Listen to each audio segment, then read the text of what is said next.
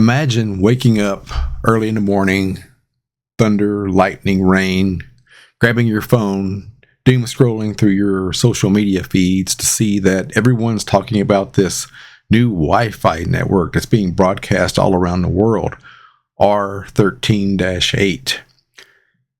And you're not sure what's happening. So you reach out to your friend, which is a digital forensic specialist. You ask her, hey, what do you think of this? And you woke her up in the middle of the night and she's not too happy, right? But you meet for breakfast and she starts digging into this and find out what's really going on. So I won't go too far into it, but it has an interesting ending. And this is the first story the first short story I've written. Really too short to be classified as a short story, but for all intents and purposes for the way it's presented on the blog, let's call it a short story because I think it's just the right length for a blog post without making it a 1,000-word or a 1,500 to 3,000 word short story. And this is the first one I've written.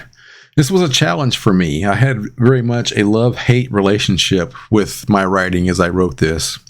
I started out with a high-level outline and a mind map, trying to determine where this was going to go, and I would get frustrated because I don't like the ideas that I had. I mean, actually, I like the ideas that I had, but some of them weren't plausible, right? They weren't feasible from a technology perspective, and I wanted to stay within the bounds of possibility up to the ending, right? So there are a number of Easter eggs in this. If you're technically inclined, they should stand out to you. But it was fun overall. Took a bit. Was more painful than I anticipated. More painful than learning Java the first time I took a programming course, Python, and Go. I thought this would be a little bit easier than learning programming languages, but it wasn't for me. In my career, I've had the luxury of having a QA person and an editor. When I was working for the SANS Institute as an instructor, I put out blog posts, research, and things like that. And of course, it would go through the QA and editing process, and they would optimize the dumpster fire that I gave them and make it better.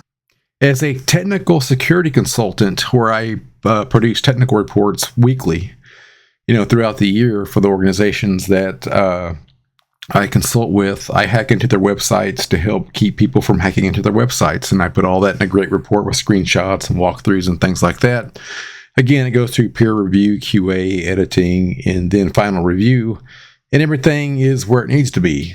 Writing for yourself, I don't have that luxury. I've had to pay more attention and stay within the lines and be more grammatically correct with punctuation and everything like that. Fortunately, I have a wife that's really strong at that, and she helps me and helps proofread and everything and makes it look great. But I did have to pick up some skills for writing because as a technical writer, what I discovered is I am more tell rather than show. I am very literal, right? And I read 3 books along the way also. On Writing Horror, which has a number of people in it that give some really good advice. Writing in the Dark with Tim Wagner, which was a really good book. Lots of exercises in there too. And I got this entirely by accident. Great Stories Don't Write Themselves by Larry Rooks. Really good for story structure and planning and plotting out your novel or your short story, whatever the case may be.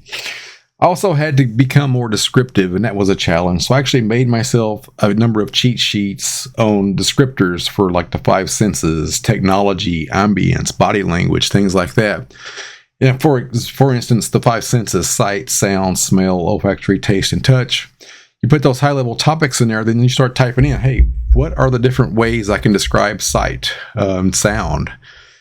And it makes you think. And I needed that. I needed to come up with all those different ways to process things as I'm writing.